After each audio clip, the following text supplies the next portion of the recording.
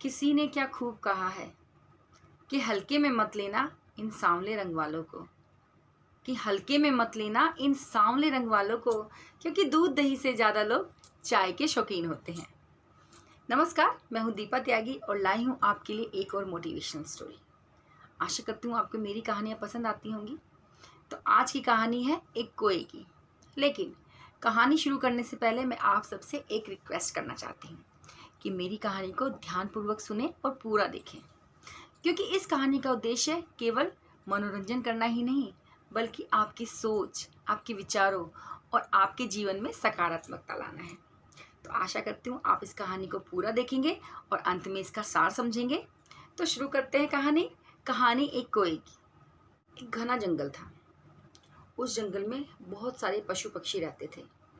वहाँ एक कौवा भी रहता था। वह दिन भर इधर उधर घूमता और काएं काएं काएं काएं करता रहता। जिस पेड़ पर वो कौवा रहता था, उसी पेड़ के नीचे एक महात्मा जी तपस्या करते थे। महात्मा जी दिन रात तपस्या में लीन रहते। उस कोए की काएं काएं का भी उन पर कोई असर नहीं होता। वो हमेशा मग्न होकर अपनी तपस्या करते हैं। एक दिन क्या हुआ, महात्मा जी तपस्या में लगे हुए थे और उनके चेहरे पर पानी की बूंद गिरी। महात्मा जी ने अपनी आंखें खोली।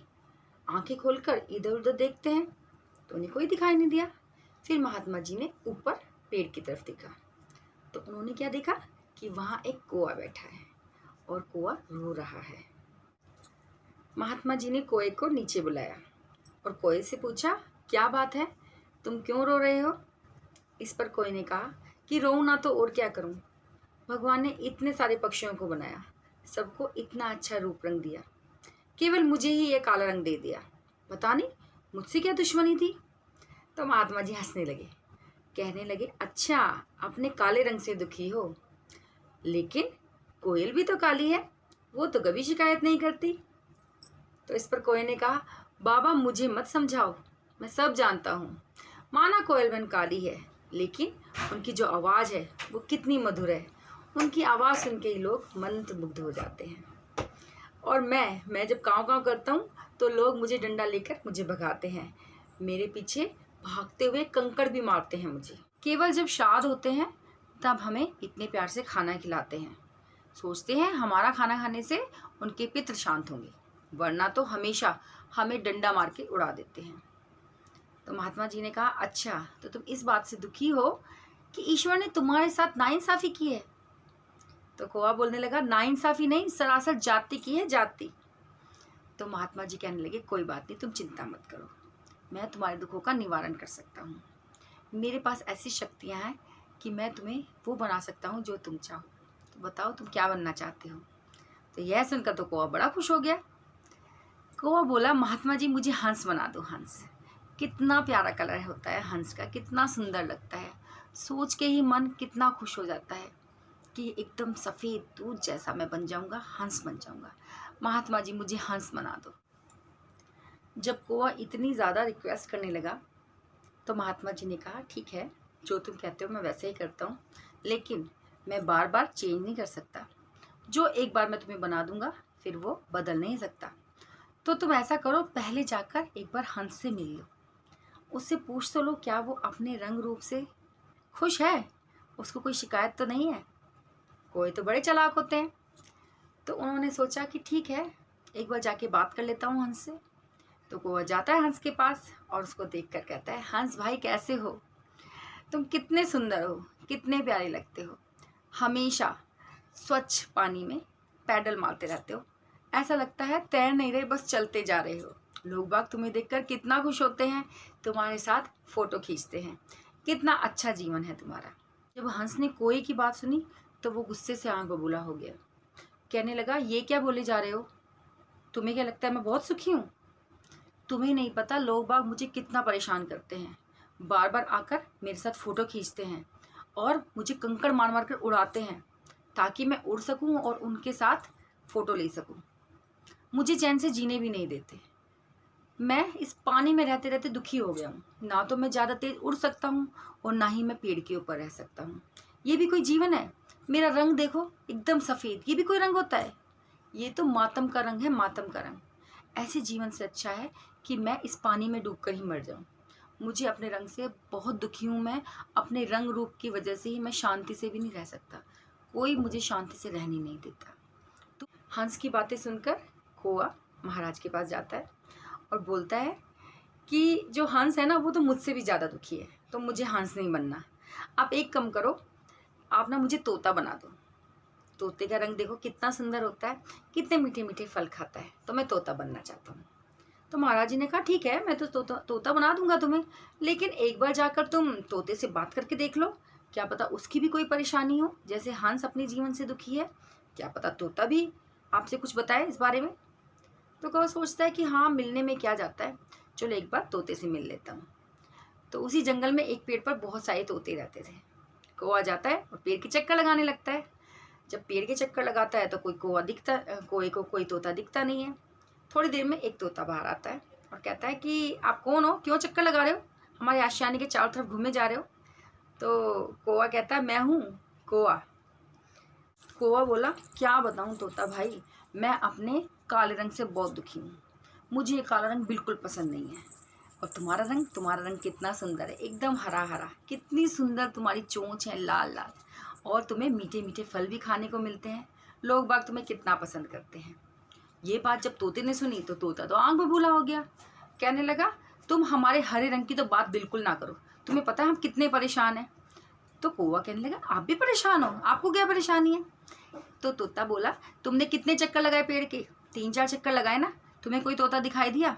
इस पेड़ पर सैकड़ों तोते बैठे हैं, लेकिन हरे रंग की वजह से दिखाई तो देते नहीं है, तो फिर ऐसे रंग का क्या फ़ायदा, पत्ते में पत्ता भी हरा हम भी हरे, तो दोनों मिलके कैसे हो गए, हरे हो गए। लोग बाग हमें पसंद तो करते हैं, लेकिन पकड़ कर ले जाते हैं और पिंजरे में बंद कर देते हैं, ऊपर से हमें हरी हरी मिर्चियाँ देते हैं खाने के लिए। वो तोते की बात जब कोई ने सुनी तो वह भागा भागा महात्मा जी के पास आया और कहने लगा महात्मा जी मुझे तोता नहीं बनना, तोते तो हंस से भी ज़्यादा दुखी हैं, तो आप ना मुझे तोता मत बनाओ। तो महात्मा जी कहने लगे अच्छा तुम्हें तोता नहीं बनना तो क्या बनना है, क्योंकि तुम्हारे पास ये लास्ट चांस है, क्योंकि मुझे अपनी तपस्या भी करनी है, तो जो भी बनना है मुझे जल्दी बताओ ताकि मैं अपनी तपस्या में दोबारा से बैठ सकूँ। तो कोई ने सोचना शुरू किया और फाइनली उसने बोला ऐसा करो महात्मा जी तुम ना मुझे मोर बना दो, उसमें तो कोई एक कलर ही नहीं है, उसमें तो बहुत सारे रंग हैं, तो उसमें रंग वाला तो कोई सिस्टम ही नहीं है, तो सारे रंग मेरे अंदर आ जाएंगे, ऊपर से वो राष्ट्रीय पक्षी है तो उसको कोई परेशानी भी नहीं हो सकती, तो आप मुझे मोर बना दो। तो महात्मा जी कहने लगे ये तुम्हारा फाइनल डिसीजन है कि मोर ही बनना है, या फिर एक बार जाके मोर से भी मिलना चाहते हो, उससे भी पूछ लो जाके कि क्या वो खुश है। महात्मा जी कहते हैं कि भगवान ने जिसको जैसा बनाया है बहुत सोच समझ कर बनाया है, हम बेकार में ही दूसरों को देखकर उनके रंग रूप से आकर्षित होते हैं और अनायास ही दुखी होते रहते हैं। तो मुझे तो लगता है कि सब कुछ ठीक ठाक ही है, पर अगर तुम फिर भी मोर बनना चाहते हो तो एक बार मोर से जाकर बात कर देख लो, क्या पता उसकी भी कोई परेशानियाँ हो। अब कौवा मोर के पास जाता है और जाके तारीफ़ें करने लगता है कि अरे मोर भाई तुम तो कितने सुंदर हो ना, तुम्हारे पंख कितने प्यारे प्यारे हैं, कितने सारे रंग हैं तुम्हारे अंदर, और एक राष्ट्र पक्षी हो, तुम्हें तो कोई छू भी नहीं सकता। लोग बाग आपको छुप छुप कर देखते हैं, क्योंकि जो आपके पंख जब फैलते हैं, जब आप नाचते हो तो क्या होता है सावन की घटा आ जाती है, और ये जो सांप है जिससे सब डरते हैं उसे तो तुम अपना डिनर बना लेते हो, तो तुम्हारे जैसे तो कोई और हो ही नहीं सकता। और एक मुझे देखो मेरा रंग कितना काला है। ये सुनकर तो मोर बहुत गुस्से में आ जाता है और कहता है तुम्हें पता भी है मैं कैसे अपना जीवन काट रहा हूँ, मुझे क्या क्या परेशानी है, तुम कुछ जानते भी हो मेरे बारे में। मोर कहता है कि तुम्हें हमारी परेशानियों का पता ही नहीं है कि हम अपने जीवन से कितने दुखी हैं। क्या तुम जानते हो जीते जी लोग बाग हमारे पंख निकाल लेते हैं, हमें तो पता भी नहीं होता कि हम अगले पल जीवित भी रहेंगे कि नहीं। भले ही हम राष्ट्रीय पक्षी हों, हमें मारना कानून में भी वर्जित है, लेकिन फिर भी लोग चोरी छुपे हमारा शिकार करते हैं। हमारे इस रंग की वजह से ही हमारा जीवन भी कष्टों में बीतता है। तो ये सुनकर तो तोता बड़ा ही आश्चर्यचकित हो जाता है, कहता है यही तुम क्या कह रहे हो। तो मोर कहता है कि हाँ मैं अपने रंग से बहुत दुखी हूँ, इससे अच्छा तो मुझे भी तुम्हारी तरह काला कलूटा बना देते, तो कम से कम कोई मुझे परेशान तो ना करता, मेरा जीवन तो बच जाता। तो कौवा तो बड़ा आश्चर्यचकित हो जाता है, वो कहता है ना हंस सुखी है, ना तोता सुखी है, ना आप सुखी हो, तो इस जीवन में सुखी कौन है, सभी अपने जीवन से दुखी हैं, तो मैं किसको खुश मानूं, किसको सुखी मानूं। जब कौवा बार बार पूछता है कि कौन सुखी है, तो मोर पता है क्या बताता है कि सुखी तुम हो, ना तो तुम्हें जान का खतरा है, ना ही तुम्हें कोई पकड़कर पिंजरे में बंद करता है। तो तुम्हारे जैसा जीवन तो किसी को भी नहीं मिल सकता। तो तुम्हारा जीवन तो सर्वश्रेष्ठ है। यह सुनकर तो कौवा बड़ा खुश हो जाता है और वो दौड़ा दौड़ा जाता है महात्मा जी के पास और उनके चरणों में जाकर गिर जाता है और कहता है, महात्मा जी, मैं सबसे मिलकर आ गया और मैंने सबको देख लिया, लेकिन अंत में मैंने यही जाना कि कोई भी अपने जीवन से सुखी नहीं है और जो हमें ईश्वर ने दिया है हमें उसी में खुश रहना चाहिए। तो आज के बाद मैं कभी शिकायत नहीं करूँगा, क्योंकि मैं ही सर्वश्रेष्ठ हूँ और मुझ में जो भी गुण है, चाहे मैं काला हूँ, चाहे मैं काय करता हूँ, लेकिन भगवान ने कुछ सोचकर मुझे बनाया है, क्योंकि मैंने सभी पक्षियों से मिलकर देख लिया है, सभी से बात कर देख ली है और अंत में मैं इसी निष्कर्ष पे पहुंचा हूँ कि मैं जो हूँ मैं उसी में खुश रहूँगा और कभी शिकायत नहीं करूँगा।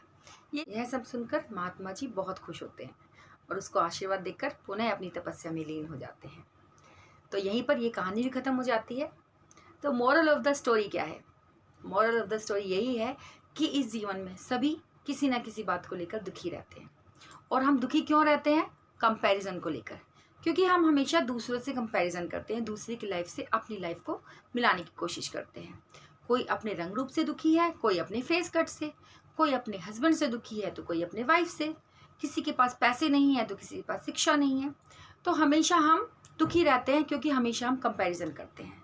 तब जबकि सच तो ये है कि हमें जो भी हमारे पास है उसी में हमें खुश रहना चाहिए, दूसरों की लाइफस्टाइल से बिल्कुल भी प्रभावित नहीं होना चाहिए। तो हमें कभी भी अपनी लाइफ को दूसरों की लाइफ से कंपैरिजन नहीं करना चाहिए। जो हमें दूर से सुखी दिखते हैं, क्या पता वो अंदर से कितने दुखी हैं। तो हमें क्या करना चाहिए? हमें अपने पास जो भी वस्तुएं हैं उनसे खुश रहना सीखना चाहिए और ईश्वर का धन्यवाद करना चाहिए कि उन्होंने हमें इतना सब कुछ दिया और जो कार्य हमें मिला है हमें उसमें तत्पर भी रहना चाहिए। तो खुश रहो और दूसरों को भी खुशी बांटते चलो। इसी कामना के साथ मैं अब लेती हूँ विदा और मिलती हूँ अगली वीडियो में। तब तक अपना ध्यान रखें और मेरी वीडियो को लाइक करते रहें। तो तब तक के लिए नमस्कार।